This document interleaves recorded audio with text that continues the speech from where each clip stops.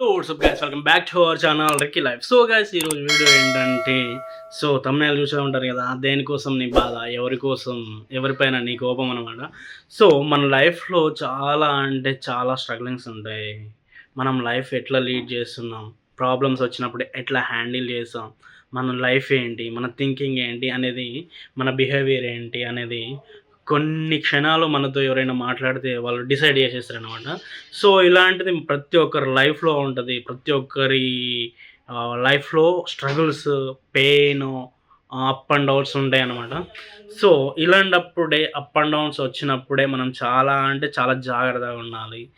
ఏదైనా ప్రాబ్లమ్ వచ్చినప్పుడు దాన్ని హ్యాండిల్ చేసే విధానాన్ని బట్టి మన క్యారెక్టర్ అనేది డిసైడ్ అయితదనమాట.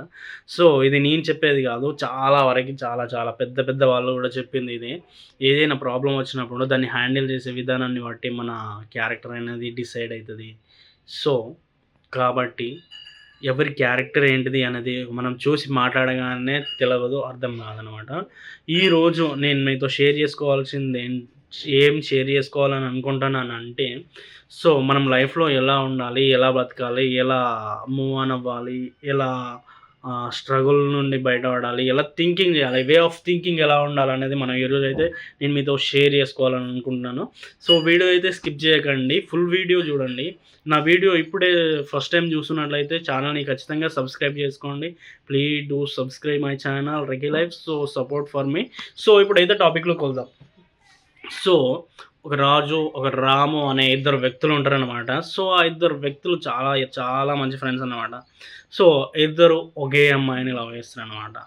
సో ఇంకొకడు ఏం చేసిండు, ఒక అమ్మాయిని లవ్ చేసిండు, ఇంకొకడు కూడా అదే అమ్మాయిని లవ్ చేసిండు. ఇద్దరు ఒకే అమ్మాయిని లవ్ చేయడం వల్ల ఆ అమ్మాయికి ఇద్దరంటే ఇష్టం అన్నమాట. ఇద్దరు ఇష్టం.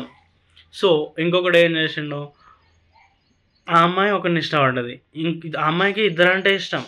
బేసిక్‌గా ఆ అమ్మాయికి ఇద్దరంటే ఇష్టం కాబట్టి, ఇద్దరితోటి మంచిగానే ఉంటుంది. ఇద్దరితోటి మాట్లాడుతుంది. ఇద్దరితోటి ఉంటుంది. కానీ ఆ అమ్మాయి వన్ సైడ్ మాత్రం లేదు. సో ఇద్దరంటే ఇష్టం ఉంది కాబట్టి, అప్పుడు ఈ ఇద్దరికి చాలా అంటే చాలా కొన్ని కొన్ని విషయాలలో డిస్టర్బెన్స్ అయిందనమాట. నాతో బాగానే మాట్లాడుతుంది, వాడితో బాగానే మాట్లాడుతుంది. అసలు వాడంటే ఇష్టమా, నేనంటే ఇష్టమా అని చెప్పేసి ఒకరికొకరికి వీటితో మాట్లాడుతున్నప్పుడు వాడితో ఏం మాట్లాడుతుందో అని, వీటితో మాట్లాడుతున్నప్పుడు వాడితో ఏం మాట్లాడుతుందో అని చెప్పేసి ఇంటెన్షన్ ఉండే అనమాట. కానీ అందులో ఒకడు ఎట్లా తీసుకున్నాడంటే, వాడితో మాట్లాడుతుంది కదా, మళ్ళీ నేను మాట్లాడడం ఎందుకు, వద్దులే అని చెప్పేసి ఒకడు వదిలేసిండనమాట. సో వదిలేసినప్పుడు ఆ అమ్మాయి వాడితో మాట్లాడుతుంది. వాడితో మాట్లాడినప్పుడు కొంచెం అంటే ఒక మనిషి మనకు కొంచెం దూరం ఉంటే మనకు అర్థమవుతది కాబట్టి, ఆ అమ్మాయికి అర్థమైంది. ఈడు నాకు దూరం ఉంటుండే ఎందుకు అని చెప్పేసి అని అర్థమైంది. అప్పుడు ఈడు వదిలేసిండు కాబట్టి ఆ అమ్మాయి ఏమనుకుందంటే, సో వీడు కొంచెం బెటర్ నాకంటే. అంటే ఏదైనా మనకు ఏదైనా దగ్గరున్నప్పుడే దాని వాల్యూ ఏమనిపిస్తదంటే, దాని వాల్యూ జీరో లెవెల్‌లో మనకనిపిస్తది.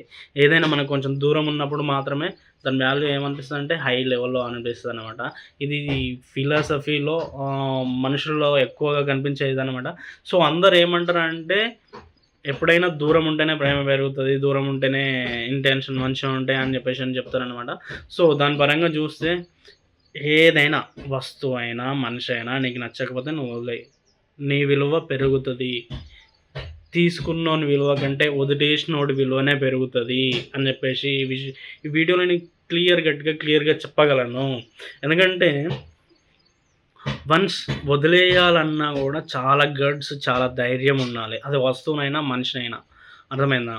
సో ఈరోజు నేను ఇది చెప్తున్నాను. సో మనం పట్టుకోవడం కాదు, కొన్నిసార్లు వదిలేయడం నేర్చుకోవాలి. మనది అని అనుకున్నప్పుడు మనం వదిలేసినా మన దగ్గరికి వస్తది. మనది కాదు అని అనుకున్నప్పుడు వదిలేస్తే అది ఖచ్చితంగా వెళ్ళిపోతది. నేను చెప్పేది ఏంటంటే, ఇప్పుడు నీ లైఫ్‌లో నీతోటి కొంచెం టైమ్ పాస్ చేయడానికి కొంతమంది ఉంటారు. నీతో నీకు ఫేమ్ ఉంది కాబట్టి, నీతో మంచి పేరుంది కాబట్టి, నువ్వు ఇప్పుడు మంచి సాలరీ వస్తుంది కాబట్టి, నీతో ఉండడానికి కొంతమంది ఇష్టపడతారు.